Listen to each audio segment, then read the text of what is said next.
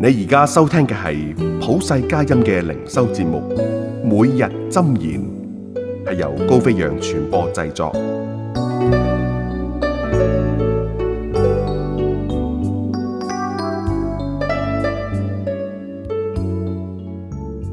3月22日，上帝信實於完成他的工作。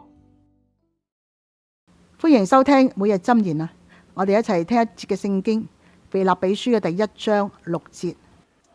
我深信那在你們心裏動了善工的，必成全這工，直到耶穌基督的日子。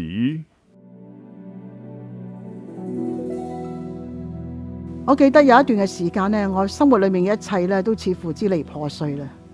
我感覺到自己好似一件被遺棄嘅半成品，開始懷疑上帝嘅應許係咪會喺我生命當中去實現。後嚟有一位睿智嘅導師提醒我，腓立比書1章6節，佢分享咗上帝喺佢自己生命當中係何等嘅信實，帶領佢藉住經歷操練，寫一啲未完成嘅事去成就達標。佢嘅故事帶俾我希望，讓我重拾信心，仰望上帝喺我身上成就佢嘅工作。上帝同我哋唔同嘅，佢唔會半途而廢。當佢喺我哋嘅身上開啟咗一項工作嘅時候，佢就會致力去進行到底。轉變同埋成長嘅過程可能充滿挑戰，而且進展啲緩慢，但係我哋可以依賴上帝完美嘅時間同埋佢嘅信實。喺自我省察當中，我睇到上帝一直喺我生命當中去做工，透過成功同埋磨練塑造我。每一步，無論係向前抑或睇起上嚟好似係後退，其實都係佢計劃嘅一部分，為要將我哋塑造成佢所創造嘅時候本有嘅模樣。知道上帝信實咁樣去完成佢喺我哋身上已經開始嘅工作，今日就讓我哋因此得着安慰。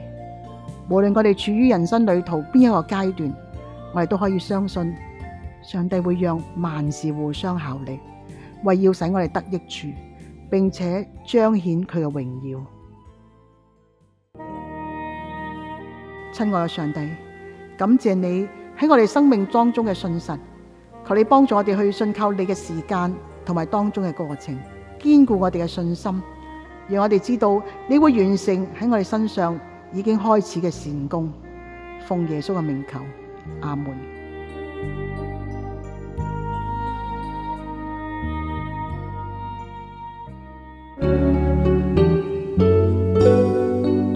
你而家收聽嘅係普世佳音嘅靈修節目，每日箴言，係由高飛揚傳播製作。